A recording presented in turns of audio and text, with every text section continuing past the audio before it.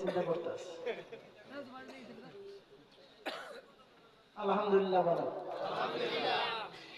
আলহামদুলিল্লাহ কেন বলেন বলেন তো,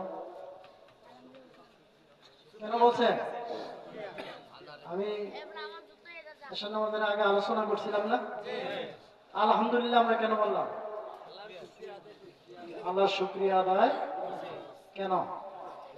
আমাদের হুজুর সহি সালামত এখানে এসছে, এই জন্য আমরা আলহামদুলিল্লাহ বললাম। আপনারা কি সবাই খুশি হয়েছে? দেখেন, কথা আমি 10-15 মিনিট কিন্তু বলবো, যে যাই বলবো। একটা সংসার চালানো অনেক কষ্ট। কয়জন লোক থাকে সংসারে? 4-5 জন। কয়জন? এটা সমাজে কয়জন লোক থাকে? সমাজ চালানো আরো কষ্ট, ঠিক আছে না? আপনারা যদি একটু চিন্তা করেন, এই যে বানিয়াপাড়ার হুজুর, আমাদের বর্তমান বানিয়াপাড়ার কর্ণধার আবু বকর সুলেমান বিন আবু বকর আল কাসিমি হুজুর, আমি দুঃখিত।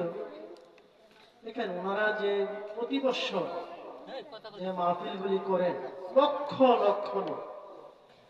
আপনাদের মধ্যে এত অল্প সংখ্যক লোক? লক্ষ লক্ষ লোক। সহজ কথা না। 5 জন মানুষকে আমরা কি 5 জন মানুষকে আমরা একত্রিত করে সামলাতে পারি?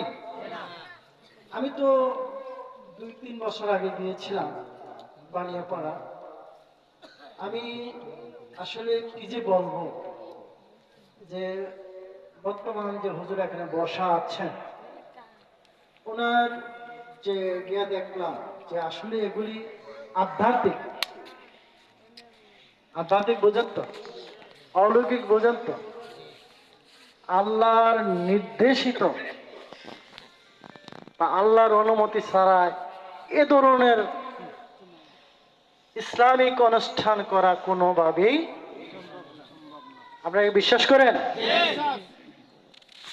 দেখেন, আমরা ছোট থেকে বড় হয়েছি বানিয়াপাড়া, আড়াইবাড়ি, শর্ষিনা, ফুরপুরা, সোনাকান্দা, দামতি, এসব কথা শুনেই তো বড় হয়েছি, নাকি অন্য কিছু কথা শুনছি আমরা?